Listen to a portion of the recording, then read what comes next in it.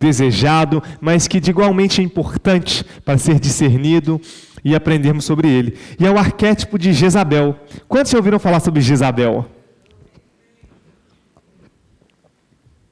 Quantos colocariam o nome da sua filha de Jezabel?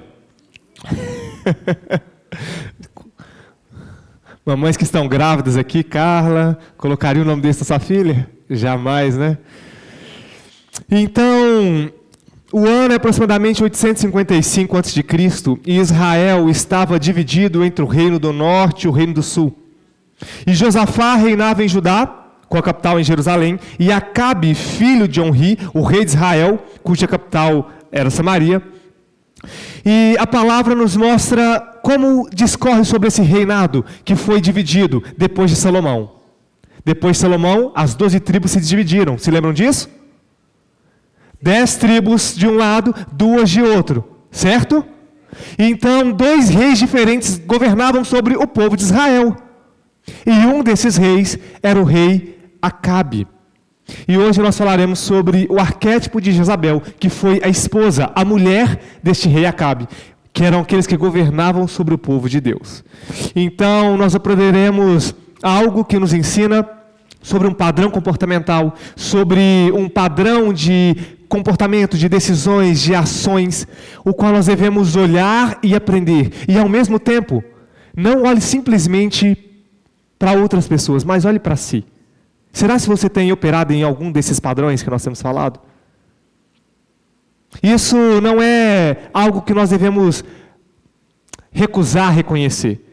Enquanto eu fazia esse estudo dos arquétipos, o arquétipo de Eli falou muito comigo em relação à questão da omissão em muitas coisas. Então, não olhe para o arquétipo de Jezabel e simplesmente fala, nada disso é para mim. Comece a avaliar. Espero que nada seja para você. Mas se em alguma coisa você reconhecer, você precisa expor isso, a transformação que a palavra gera. Primeiro você precisa reconhecer, para depois haver a mudança, transformação. Amém? Então, sem o orgulho de não querer reconhecer, nós vamos fazer uma examinação, como diz a palavra. Examina-me, Senhor, os meus pensamentos. Examina o meu coração. Vê se há em mim algum caminho mau. Glória a Deus. Então, na época, Acabe foi um rei de peso regional. Nós falamos aqui que nós tínhamos o rei Josafá, certo? Que reinava sobre Judá e com capital em Jerusalém, e Acabe, filho de Onri, ali em Samaria. Então, o rei Acabe era um rei de peso regional, reconhecido como alguém que tinha uma estrutura militar bélica forte, uma economia pujante que prosperava em Israel. E o grande declínio começou com um casamento político, que resultou na transformação da identidade daquele reinado e que se derramou sobre aquele povo. Uma identidade religiosa de Israel. Diz o texto que fez Acabe, filho de Onri, o que era mal perante os olhos do Senhor, mais do que todos os antepassados dele. E o texto bíblico considera o casamento com Jezabel como um ponto de inflexão espiritual. Como se fora coisa de um homem que se deixou corromper por causa da aliança que ele fez. Então, é muito interessante que a importação de um novo culto estrangeiro significou a institucionalização da idolatria em Israel, a centralização de um novo poder religioso e a implementação de um sincretismo religioso é o que começou a acontecer naquela geração. Hoje isso acontece também na Europa. E hoje isso acontece em vários lugares, quando ocorre uma certa mistura de política e uma determinada religião, e você começa a ver uma transformação cultural. Então o povo de Israel, um povo que servia a Deus, começou a se misturar, começou a trazer raízes daquilo que não agradava a Deus. Eu já falei que eu trabalhei com o povo judeu nos Estados Unidos, e judeu ortodoxo, judeu que parece que nós estamos diante daqueles que estavam escritos aqui nas Escrituras. E o mais interessante é que boa parte dos judeus que eu convivi, eles tinham misturas de religião, eles tinham um sincretismo religioso. O restaurante que eu trabalhei, de um judeu, de família 100% judaica, 100% ortodoxo, 100%. Ele tinha na entrada do seu restaurante aquele olho de espantar mal olhado, como é que chama? Olho grego, entende? Bem na entrada do seu restaurante, para que nenhum mal olhado, nada fizesse ali mal à sua instituição, à sua empresa.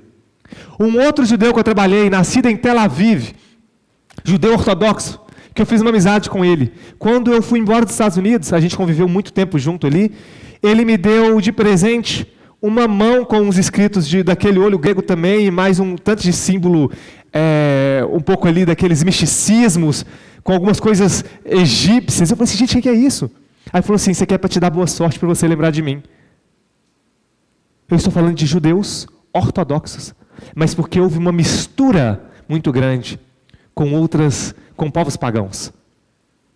E quando essa mistura começa a entrar, nós começamos a mudar também o nosso comportamento, aquilo que acreditamos. Nós começamos a mudar e transformar os nossos pensamentos de acordo com aquele pensamento moral que agora faz parte da nossa cultura. Então, com relação a Acabe e Jezabel, foram um pouco mais de 3 décadas que essa decadência moral provocada pela idolatria que eles importaram destruiu a economia e sentenciou a casa de Acabe por completo extermínio. Quase 3 décadas. Alguma coincidência com o nosso Brasil, em algumas coisas que nós avaliamos. Então, nós vamos à história. Jezabel era filha de Etbaal, rei de Sidom, e sacerdote de Astarote. Astarote é a mesma Ester dos babilônios, a mesma Cibele, a principal deusa da Ásia Menor. E o casamento entre Acabe e Jezabel foi uma aliança diplomática internacional. Então, onde havia um único Deus, o Senhor Deus de Israel, agora começou a se misturar com os povos pagãos, através de uma aliança. E Baal e Astarote eram deuses da fertilidade. E no seu culto havia prostituição ritual. A sexualidade era instrumentalizada como liturgia. Quando a idolatria ela começa a entrar, a moral sexual cai. E sempre que a adoração é corrompida, o corpo também é utilizado como uma mercadoria, como um pedaço de carne no açougue do mercado. Então, quando o poder político se corrompeu, a injustiça em uma nação virou a norma daquela nação. Quando o culto se corrompeu, a nação inteira de Israel adoeceu. Vários profetas, então, trataram do infortúnio espiritual, provocado o efeito da idolatria dos seus dias para as próximas gerações, ou como aquilo perpetuaria durante algumas gerações em Israel. E depois desse tempo, os profetas anunciaram o cativeiro nacional que iria acontecer no reinado do norte, no ano de 722 com a Síria, no reino do sul, no ano de 605 com a Babilônia. E aí nós começamos a ler aqueles profetas menores. Miqueias descreve o colapso da liderança naqueles dias. Ele diz, os cabeças e os seus líderes dão as sentenças por suborno. Então agora as sentenças são manipuladas. O judiciário está corrompido. Os seus sacerdotes ensinam por interesses. E os profetas adivinham por dinheiro. Alguma coincidência com o nosso tempo hoje? Os sacerdotes ensinam por interesse. Eu vou falar aquilo que aquele empresário vai gostar de ouvir. Eu vou falar aquilo que aquela determinada autoridade que está vindo na minha igreja, aquele político, aquele influenciador, aquele artista, eu vou falar o que ele vai gostar de ouvir, o que vai soar de forma agradável aos seus ouvidos. Ou então, os profetas, como diz a palavra, começaram os profetas a profetizarem, adivinharem por dinheiro. Alguma coincidência com nossos dias? Tantos profetas que você consegue ver até nas redes sociais, que eles começam a trazer não o discernimento do que Deus está falando, mas eles trazem a adivinhação. E qual que é a diferença, nós já falamos aqui, entre adivinhação e profecia? Alguém sabe? Mais alguém? A diferença entre a adivinhação e a profecia? Se você vai numa casa de uma mulher que lê sua mão e faz algumas adivinhações, muitas vezes ela pode acertar. Conheço histórias que acertaram.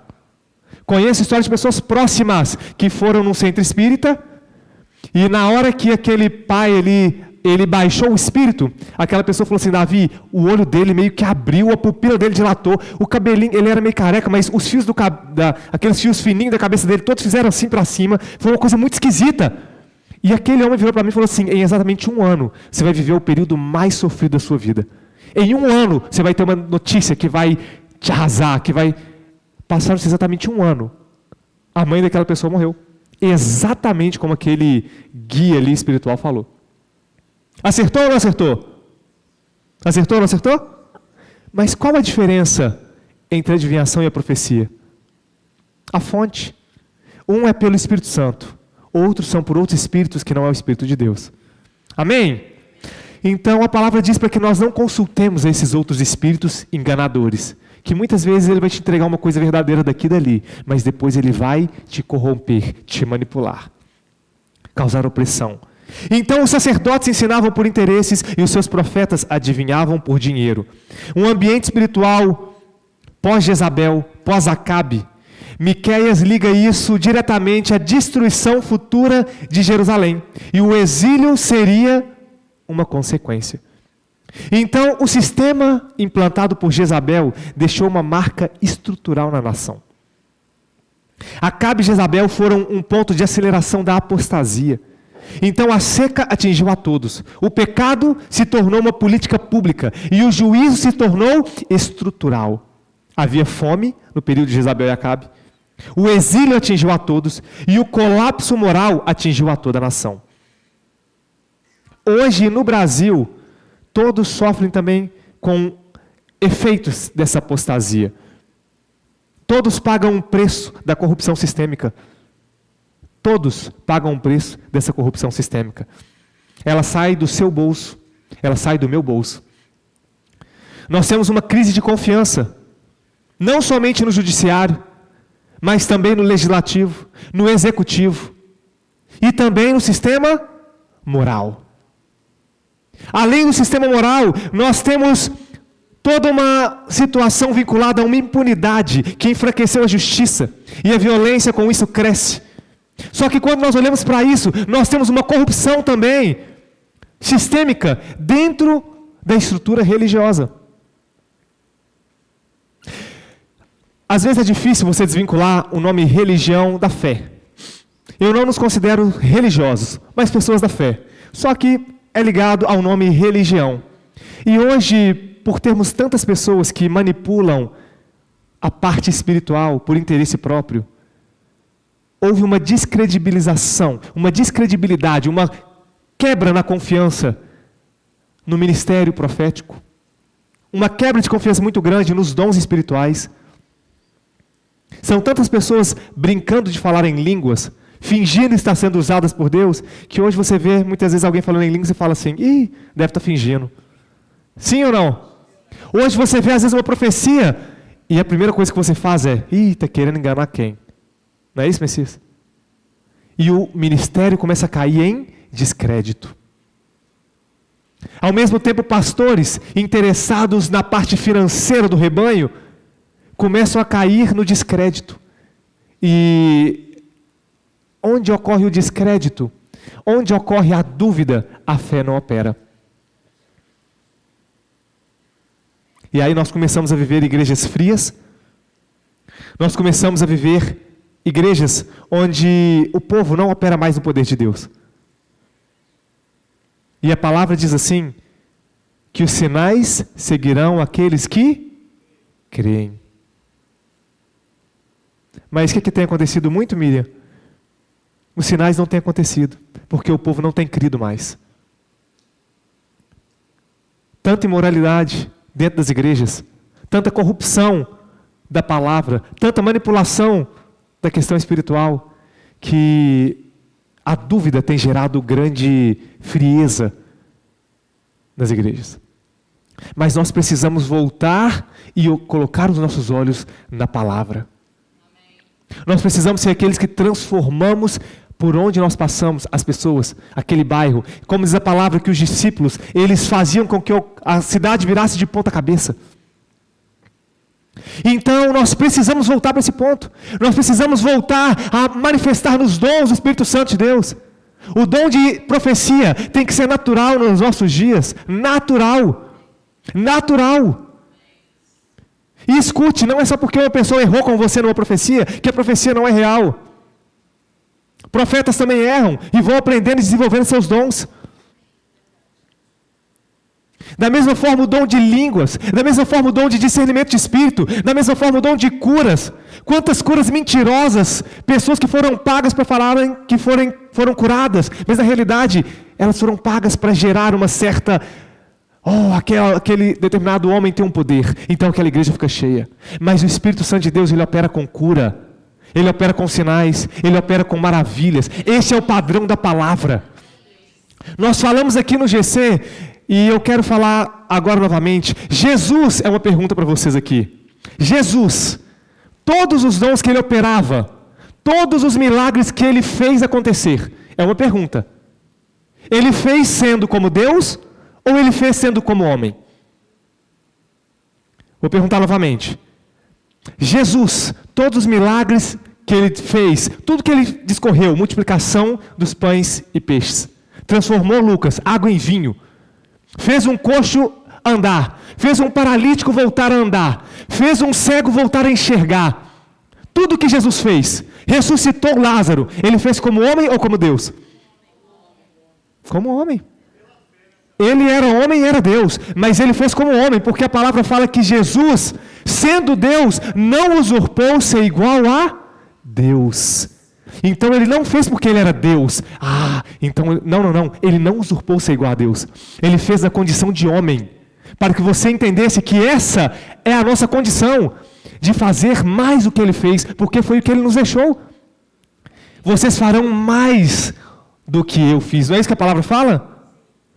Então, se Jesus fez isso na condição de homem, Ele está nos dizendo que nós também devemos fazer isso. Não houve um cessacionismo. Os dons não morreram. Os milagres não cessaram. O Espírito não deixou de falar. O Espírito Santo continua falando. O Espírito Santo continua operando. Ele continua curando. Ele continua fazendo sinais, prodígios e maravilhas para todos aqueles que creem verdadeiramente, para todos aqueles que honram o seu nome e a sua palavra, para todos aqueles que não duvidam, mas estão 100% convictos. Ele continua fazendo para aqueles que têm sede da sua palavra, para aqueles que têm fome da sua presença. Ele não vai fazer na vida dos seus filhos que estão na igreja, mas estão opacos, são frios, são mornos, não buscam a palavra, não. Ele vai fazer na vida daqueles que têm fome, na vida daqueles que desejam ver acontecer novamente, daqueles que olham para a palavra e falam assim: não é porque ele era Jesus, é porque ele está nos ensinando, então eu quero fazer também. Amém? Então, tudo isso não é um discurso ideológico, isso é princípio civilizatório.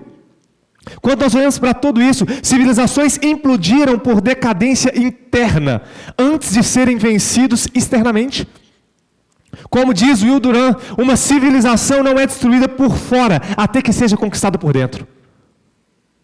É aquela famosa máxima que nós conhecemos, uma história real de guerra, em que um determinado capitão, um determinado líder de um determinado exército, ele mandou queimar os navios, para que não houvesse a possibilidade de pensar em retorno, sem antes ter uma vitória. Nós começamos a exercer o ministério que o Senhor nos ensina sobre a fé, quando nós confiamos verdadeiramente no que a palavra diz. Eu descobri, eu já compartilhei com os irmãos aqui, eu gosto de falar de mim, dos meus erros, das minhas falhas, das minhas fraquezas, das minhas vitórias, daquilo que eu consegui aprender com o que eu falhei. E eu percebi que, há um tempo atrás, quando muitas coisas começaram a acontecer de forma contrária, como se fosse uma tempestade na minha vida, como se fosse uma grande crise, um grande deserto, uma grande seca, eu comecei a achar que eu estava confiando em Deus. Mas na realidade, meu cabelo estava caindo, eu não estava conseguindo dormir, eu estava emagrecendo, eu estava afetando toda a minha estrutura hormonal, física, mas eu achei que eu estava crendo em Deus, só que eu não estava. Eu não estava. Porque se você fala de confiar verdadeiramente em Deus, não é que você não vai ter às vezes um determinado medo, mas confiar é descansar. E como eu estava descansando, Pedro, se eu estava com meu cabelo caindo, sem conseguir dormir? Isso é porque eu não estava descansando. Entende, Sônia? Muitos de nós, às vezes, somos assim, estamos passando por uma situação e começamos a nos corroer por dentro. E achamos que estamos confiando em Deus. Você só vai conseguir, de verdade, o resultado que a fé opera quando você acreditar 100%.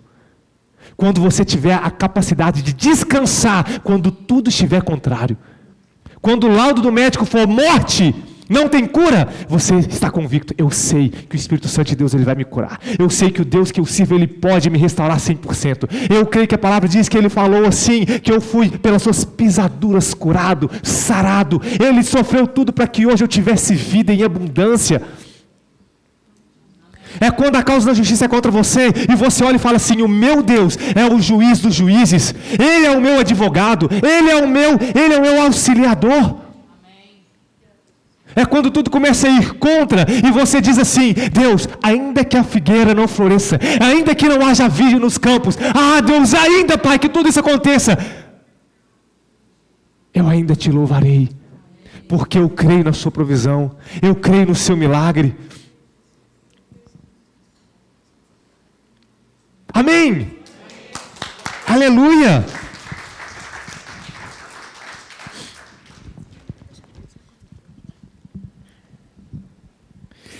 Então, esse foi o primeiro profeta que... Então, quando nós começamos a olhar para isso, nós entendemos que nós somos transformados de dentro para fora. Quando um colapso ocorre na sua vida, isso primeiro ocorre de dentro para fora. É quando você começa a desacreditar por tantas situações que te levaram a falar assim, Deus não faz mais. Todo pastor é ladrão, todo político é corrupto. Então você precisa viver uma transformação interna. Diga assim, eu preciso de uma transformação interna. Eu preciso de uma renovação interna. E o que faz isso dentro de você é a palavra de Deus. A palavra diz assim que o caminho de Deus ele é perfeito. E a palavra do Senhor é poder. Poder. A palavra do Senhor não é filosofia vã. A palavra do Senhor não é teoria para animação. A palavra do Senhor não é somente para motivação, não. A palavra do Senhor é poder. Poder, poder, poder.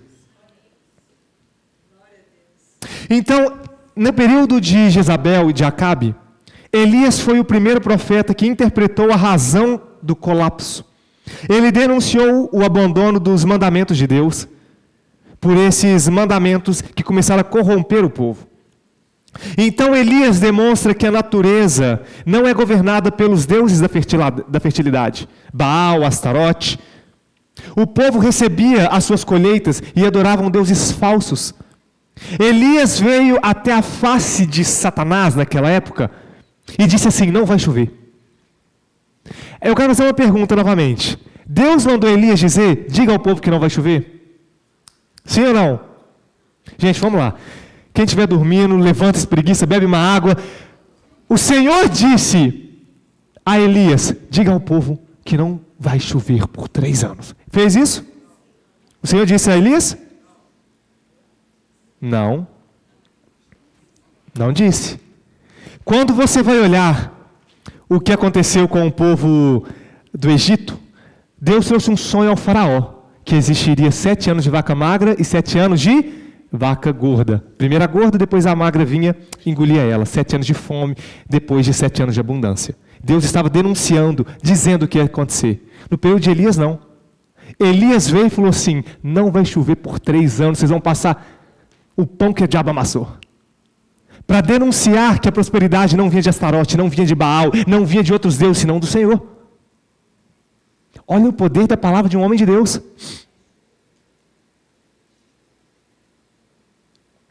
Então, Elias demonstra que a natureza não é governada por esses deuses, que o povo acreditava ser. Então, ele diz que não vai mais ter prosperidade, enquanto vocês adorarem deuses falsos, e darem o crédito a eles, ao invés do seu Senhor, o Criador. O céu vai virar bronze sobre as suas cabeças, e a terra vai virar ferro, e não vai lhe dar colheita. E foi isso que aconteceu. O sistema de Jezabel ganhava o mérito com a prosperidade, com as chuvas e com as colheitas. A seca então atingiu a economia, atingiu a agricultura, atingiu a política e, obviamente, a estabilidade política. Um homem de Deus.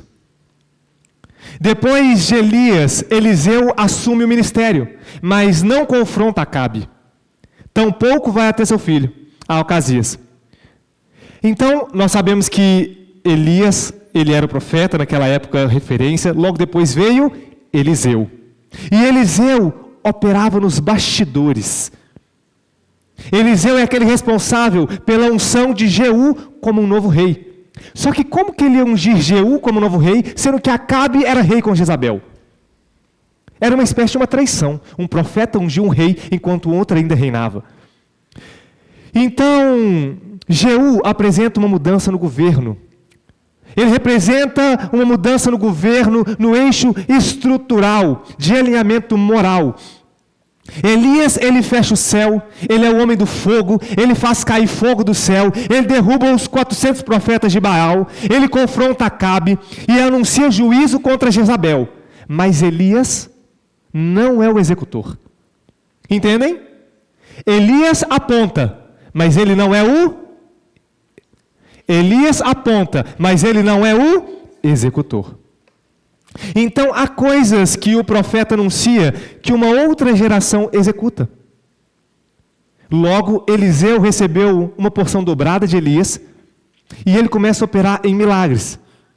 Mas seu trabalho não era matar Jezabel, mas sim ungir a Jeú, que foi aquele quem cumpriu a profecia. Nem Elias, nem Eliseu puseram fim a Jezabel. O Leonard Ravenel, ele dizia assim: o fogo do Carmelo não removeu Jezabel do palácio. Vocês conseguem observar isso? Elias fez cair fogo do céu, mas Jezabel continuou no palácio. Intrigante ou não? O avivamento que aconteceu no Carmelo não foi suficiente para derrubar a rainha. Então, experiências espirituais intensas, escutem isso, experiências espirituais intensas não substituem transformação estrutural em uma nação. O espírito de Jezabel é estrutural. E nós podemos ficar aqui falando sobre isso. Porque quando o espírito de Jezabel começa a trazer uma transformação, ele começa também a te mudar de dentro para fora. Ele começa a mudar a sua identidade. O espírito de Jezabel não é uma pessoa apenas. É uma cultura que está na entranha do sistema. É um sistema que atravessa os séculos. Se em Elias Deus diz que restaurará o coração dos pais aos filhos, em Jezabel nós temos exatamente o oposto a isso. Jezabel é um sistema de um governo, de uma administração que controla e promove injustiça. A Bíblia diz que ela é filha de Etbaal, rei dos Sidônios, sacerdote Astarote. Jezabel nasce dentro de uma cultura onde a política e a idolatria são inseparáveis. Diga, política e idolatria. Então, faça uma leitura histórica e você vai ver que o culto ao sobrenatural sempre foi presente dentro de todos os sistemas políticos antigos e atuais. É o que nós estamos descobrindo agora com o caso do Epstein. Estruturas políticas de poderosos ligados com uma forte estrutura espiritual. Sim ou não? Quantos aqui acompanharam um pouco do caso Epstein? Muita coisa ligada a questões ritualísticas, espirituais.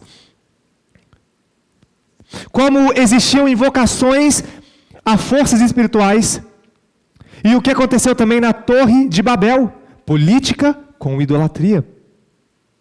As pessoas criticam a mistura de política e religião, mas isso é o que Jezabel fazia. Nós falamos da Torre de Babel, e nós podemos falar também a respeito de outras estruturas. Religiões e políticas se misturando. Quando nós olhamos para o nazismo, nós começamos a ver um pouco disso também. Estude um pouco mais sobre o nazismo, a Segunda Guerra, e você vai descobrir que o quanto eles estavam misturados, política com religião.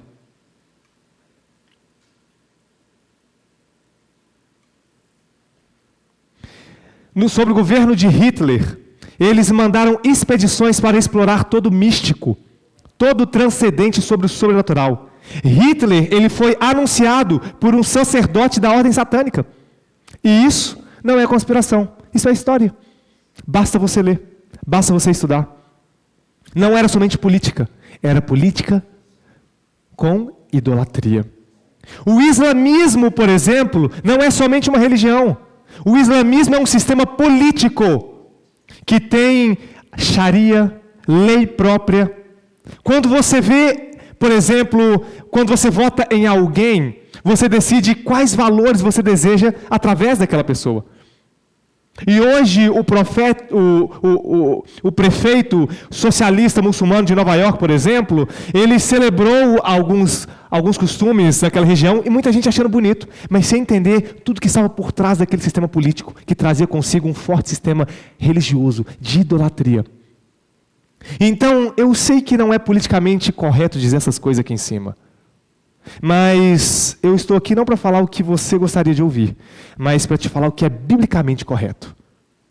A Bíblia nos ensina que a palavra ela tem a função de exortar, de trazer à luz, de instruir, de ensinar. Amém? Glória a Deus. Então, me desculpa se isso ofende alguns, mas a gente precisa tratar aqui. Quando nós olhamos para a China não acredita em democracia, mas a China é um híbrido um pouco diferente que eles criaram. No capitalista, no mundo, eles misturaram um pouco do sistema capitalista com um sistema que nós podemos dizer que é uma mistura religiosa. Porque o sistema capitalista é algo econômico, é um sistema mercadológico. Mas o comunismo, na realidade, ele traz consigo um sistema atrelado a um sistema religioso.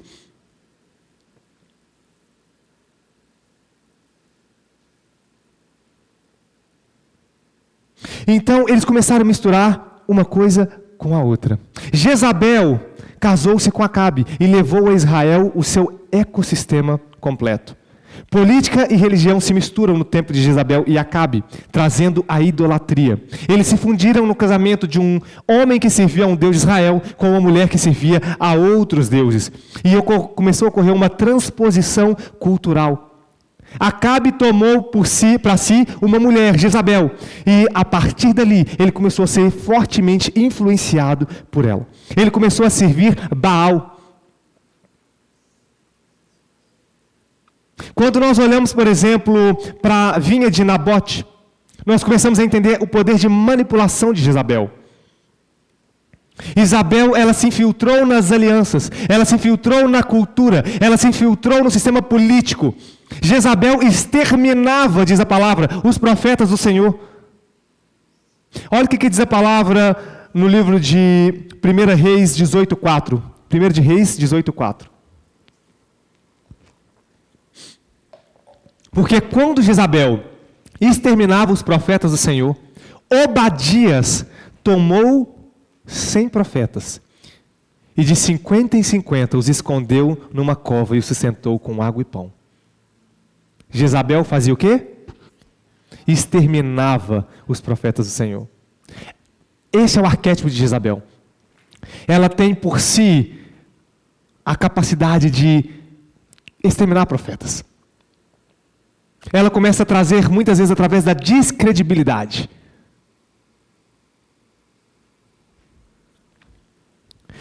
Então, existe um ministério profético engajado em destruir os verdadeiros profetas.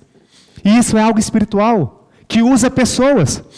Então, o espírito de Jezabel opera pelo medo, com intimidação psicológica.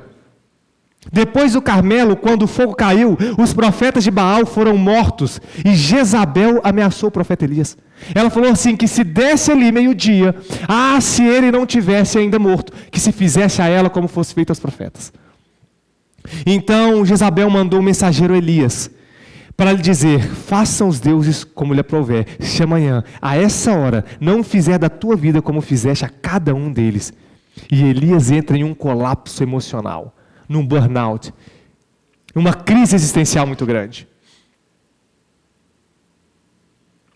Então, o Carmelo, o fogo que desceu no Carmelo, não removeu a rainha Jezabel do palácio. O milagre não alterou o sistema político. E esse é um ponto crítico. Vitórias espirituais não transformam automaticamente estruturas de poder.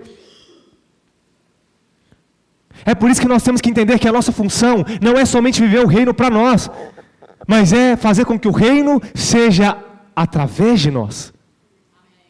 Muitas pessoas buscam somente para si milagres, respostas de Deus. Muitas pessoas têm vindo às igrejas para buscar cura. Glória a Deus por isso. Mas essa é a única intenção do seu coração. Muitas pessoas têm vindo à igreja para buscar uma restauração de um casamento, buscar a libertação de um filho das drogas.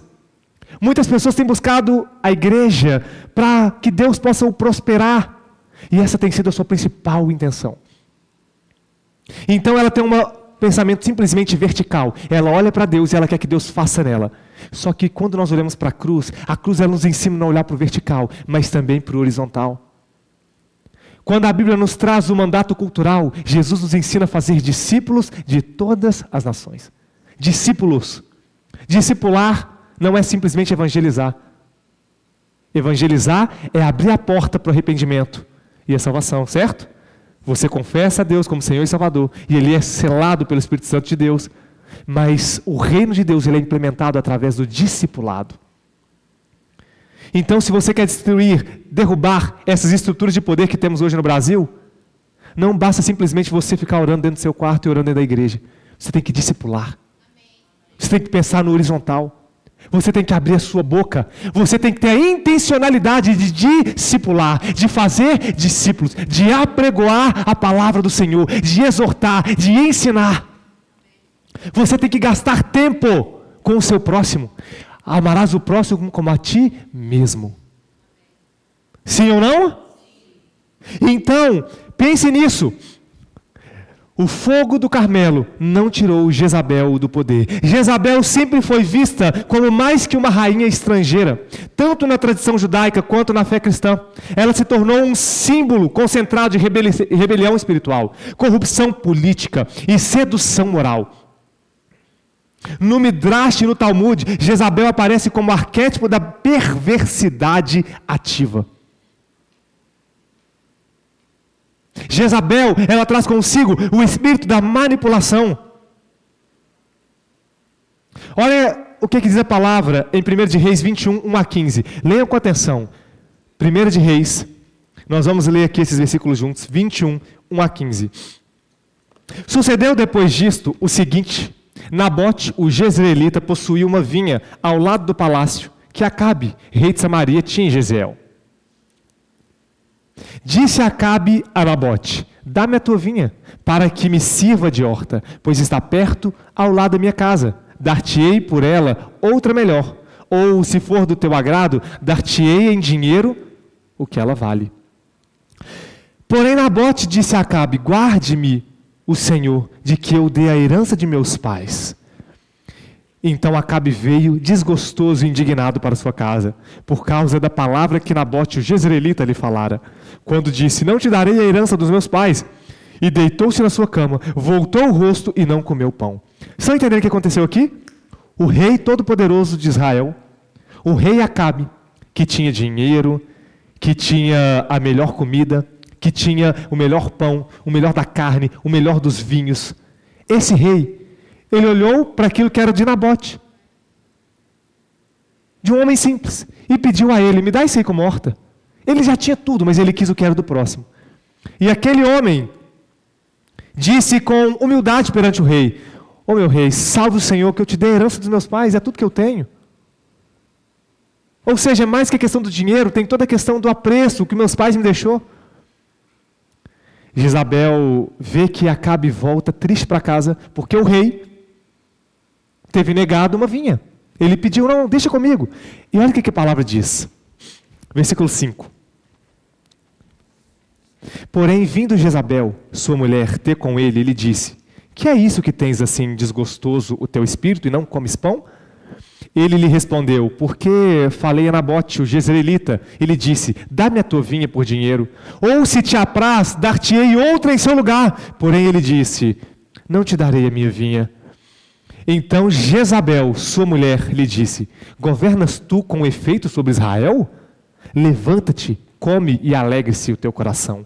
Eu te darei a vinha de Nabote, o jezreelita. Então escreveu cartas em nome de Acabe. Quem escreveu as cartas? O próprio Acabe ou o rei? O próprio Acabe ou Jezabel? Então Jezabel escreveu cartas em nome do rei, selou-as com o sinete dele e as enviou aos anciãos e aos nobres que havia na cidade e habitavam com Nabote. E escreveu nas cartas dizendo, apregoai um jejum e trazei Nabote para a frente do povo, fazei sentar de fronte dele 2 homens malignos, que testemunhem contra ele. Deixa eu dizer em outra linguagem para você, traga 2 falsos testemunhas, 2 falsas testemunhas. Contra ele, blasfemaste contra Deus e contra o rei, depois levai-o para fora e apedrejai-o para que morra. Então ela redesenhou a narrativa, ela mudou o que a história realmente dizia. Ela falou que houve uma blasfêmia, mandou chamar 2 falsos testemunhas, 2 falsas testemunhas, e falou que depois disso era para apedrejar Nabote. Fazei sentar de frente dele 2 homens malignos que testemunhem contra ele, dizendo, blasfemaste contra Deus e contra o rei, depois levai-o para fora, apedrejai-o para que morra. Os homens da sua cidade, os anciãos e os nobres que nele habitavam, fizeram como Jezabel lhe ordenara, segundo estava escrito nas cartas que lhe havia mandado. Apregoaram um jejum, trouxeram Nabote para a frente do povo, e então vieram 2 homens malignos, sentaram-se de frente dele, testemunharam contra ele, contra Nabote, perante o povo, dizendo, Nabote blasfemou contra Deus e contra o rei. Ele blasfemou contra Deus? Ele blasfemou contra o Senhor? Contra o rei? E levaram para fora da cidade e apedrejaram esse homem, até que ele morreu. Então mandaram dizer a Jezabel, Nabote foi apedrejado e morreu. Tendo Jezabel ouvido que Nabote foi apedrejado e morrera, disse a Acabe, levanta-te, tome posse da vinha que Nabote, o jezreelita, recusou a dar-te por dinheiro, pois Nabote não vive, mas é morto. Olha quem é Jezabel. O estereótipo, o arquétipo de Jezabel é daquela mulher manipuladora, que ela manipula a narrativa, ela reconta uma história de forma diferente para que ela consiga levar as pessoas junto com ela. Então nós temos que ter cuidado com esse tipo de espírito, nós temos que ter cuidado com esse tipo de arquétipo. Mulheres ou homens, quando nós falamos de Jezabel, nós estamos falando de um arquétipo. Mulheres ou homens que são manipuladores, que redesenham a narrativa, que contam uma história de forma diferente, que você começa a se perguntar, foi isso que aconteceu mesmo? É aquela pessoa que fala para você assim, olha, não foi isso que você viu, o que você viu foi isso e isso.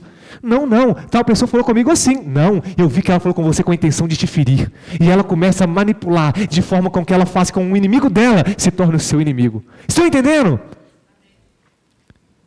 Então Jezabel apresenta traços que na linguagem psicológica moderna se aparece com o narcisismo dominante. Diga, narcisismo dominante. Isso pode ser visto quando existe a necessidade de controlar todas as narrativas, a incapacidade de aceitar limites, a intolerância com qualquer oposição, a manipulação estratégica e a ausência de arrependimento. Estão entendendo? Então, o traço central de Jezabel é o não aceito o limite. Eu quero um mundo que me obedeça.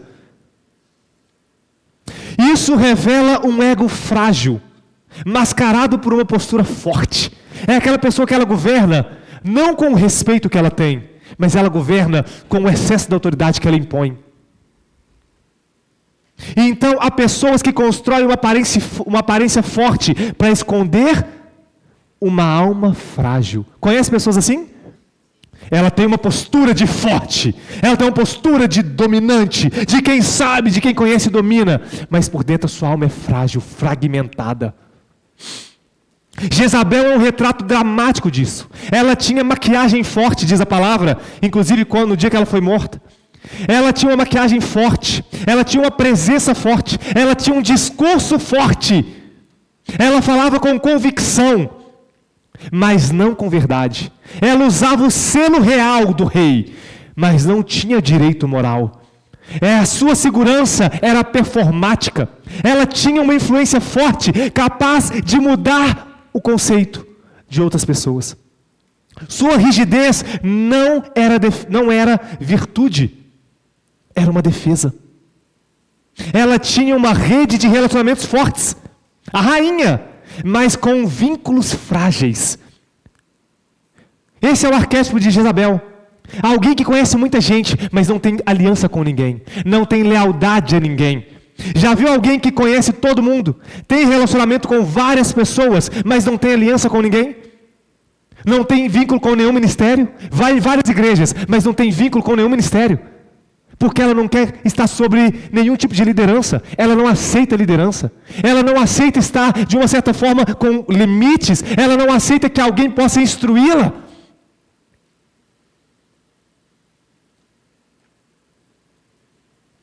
Então, o poder que sustenta pelo medo não cria lealdade verdadeira. E Jezabel, ela domina dessa forma. Quem constrói uma imagem para esconder a fragilidade termina sempre sozinho. Ela tinha coragem aparente, mas ela tinha um medo profundo de perder o controle. Quando a identidade não está enraizada em algo estável, a pessoa constrói uma postura exagerada, uma voz dominante. Controle obsessivo. É aquela pessoa que tem que controlar tudo, tudo. Ela tem que controlar o esposo, os filhos, ou o esposo tem que controlar a mulher, os filhos, o controle tem que estar na mão dele. É aquele pastor que se você vai na igreja de outro, ele te condena. Consegue entender? Quantos pastores nós conhecemos assim? Se você vai numa outra igreja, ele fala, fulano, você esteve lá? Gente, quando eu fiz um evento chamado pós-culto, eu fiz a Recomeçar. Vários pastores começaram a falar o quê? Não é para você ir nesse lugar não. Depois vai que quer ficar. Olha isso. É a manipulação, é o domínio. Consegue entender? Então, isso é uma entidade, é um espírito que opera. Controle obsessivo. A verdadeira força não precisa ser performática. A falsa força, ela precisa impressionar. Tem gente que tem voz alta e com uma alma pequena, postura firme, identidade rachada, autoridade institucional e pobreza espiritual. Então a força que vem de Deus, ela não precisa intimidar, ela não precisa ser manipulativa, ela não precisa ser aquele que tenta te dominar. Não, você não vai lá, não, você vai ficar aqui, não, você não pode fazer tal coisa. É o que nós chamamos hoje de gaslighting. É quando alguém manipula fatos para fazer o outro mudar a sua própria percepção da realidade. Você começa a ser um manipulador. E o espírito de Jezabel redefine o mal como bem. Ele cria uma linguagem moral alternativa e ele normaliza o erro. Na leitura agostiniana, Agostinho de Hipona, ele diz que Jezabel é a personificação da libido dominante. O desejo de dominar a linguagem, o amor, as pessoas, a ordem. Lutero usava Jezabel como símbolo de sistemas religiosos que, segundo ele, haviam se corrompido.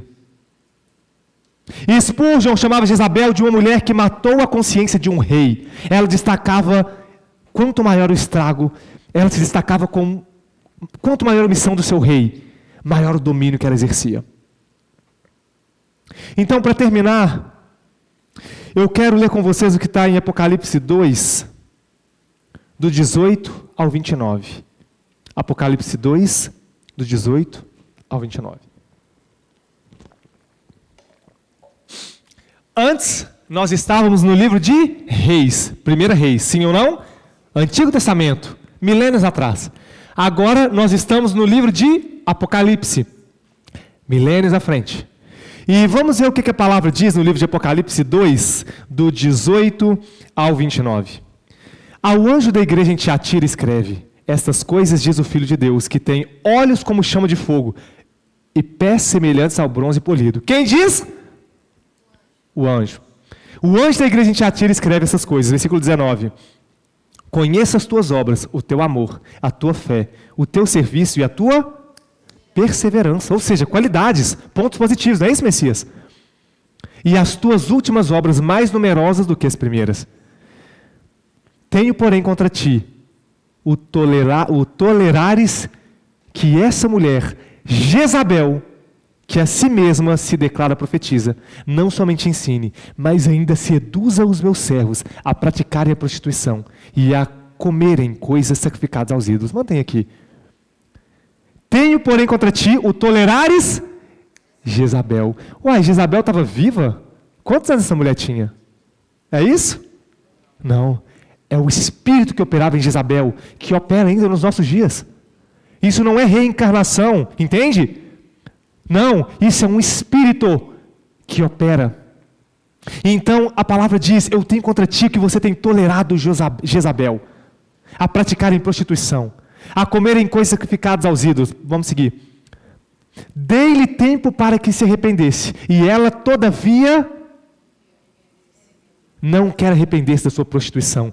O arquétipo de Jezabel traz consigo uma forte resistência, entende, Rubens, ao arrependimento. É aquela pessoa de dura cerviz, é aquela pessoa que não quer se arrepender. Ela tenta manipular os fatos, justificar de todas as formas consolação, para não ter que pedir desculpa, para não ter que pedir perdão, para não ter que falar eu errei, para não ter que reconhecer de onde errou e partir de um novo começo. Consegue entender? Versículo 22. Eis que a prostro de cama, bem como em grande tribulação, os que com ela adulteram, caso não se arrependam das suas obras que ela incita. Matarei seus filhos, e todas as igrejas conhecerão que eu sou aquele que sonda mentes, corações, e vos darei a cada um segundo as vossas obras. Digo todavia a vós outros, os demais de Tiatira, a tantos quantos não dei essa doutrina, e que não conheceram, como eles dizem, as coisas profundas de Satanás, outra carga não jogarei sobre vós. Vamos parar aqui. Então, eu trouxe essa leitura dos arquétipos para que a gente tenha discernimento sobre a nossa conduta, sobre a nossa postura, para que a gente tenha discernimento sobre autoridades espirituais, autoridades governamentais. Uma vez eu estava evangelizando uma pessoa, e essa pessoa, eu mostrei algo para ela na Bíblia. Sabe o que ela falou, tio? Não, mas isso aqui deve estar errado, eu vou perguntar ao meu pastor. Aí eu falei com ela assim, perguntar ao seu pastor é ótimo, porque você tem que conferir coisas espirituais com coisas espirituais. Mas você está dizendo que a Bíblia está errada, que se o seu pastor disser algo contrário a isso, você vai ficar com o que ele está dizendo? Uma liderança que manipula. Você é capaz de questionar a Bíblia, mas você não questiona o erro de uma autoridade, muitas vezes. Então, aqueles que se atentam a tudo isso, a palavra nos deixa uma palavra final. Apocalipse 3:5 diz assim. Apocalipse 3:5. O vencedor será assim, vestido de vestiduras brancas, e de modo nenhum apagarei o seu nome do livro da vida. Pelo contrário, confessarei o seu nome diante do meu Pai e diante dos seus anjos. Apocalipse 3:21. Ao vencedor dar-lhe-ei sentar-se comigo no meu trono, assim como também eu venci e me sentei com meu Pai no seu trono. Apocalipse 2:7 diz assim: quem tem ouvidos, ouça o que o Espírito diz às igrejas. Ao vencedor, dar-lhe-ei que se alimente da árvore da vida, que se encontra no paraíso de Deus. E para fechar, Apocalipse 2:17. Quem tem ouvidos, novamente, ouça o que o Espírito diz às igrejas. Ao vencedor, dar-lhe-ei do maná escondido, bem como lhe darei uma pedrinha branca, e sobre essas pedrinhas escrito um nome novo, o qual ninguém conhece, exceto aquele que o recebe. Então, meu irmão, que toda essa palavra, ela venha trazer luz sobre os seus caminhos, que você possa avaliar a sua conduta, a sua postura, que você possa avaliar o seu contexto de amizades, de alianças, de relacionamentos. Existem relacionamentos que são como Jezabel. Ele vai te corromper, vai te levar ao erro. Existem alianças que vão te afastar de Deus e não te aproximar. Existem alianças que vão te afastar do propósito do Senhor para você. Ainda que sejam alianças que não sejam de casamentos, mas sejam de forte vínculo de proximidade. A palavra diz que Ló, ele escolheu ir para Sodoma e Gomorra, mas os princípios que eram corrompidos por aquele povo, não fez com que Ló se tornasse um pecador, mas influenciou a mentalidade de Ló, influenciou a vida de Ló. Tanto que ele terminou com a sua vida num lugar pequeno, numa caverna, onde as suas filhas se deitaram com ele, porque as suas filhas foram influenciadas por aquela região, se chamava Sodoma, chamada Gomorra. Então, reavalie as suas alianças, reavalie as suas amizades, reavalie os seus relacionamentos. Amém? Se coloque de pé. Nós vamos fazer a ceia. Quantos foram alimentados pela palavra? Aleluia. Uma palavra forte, né? Mas necessária.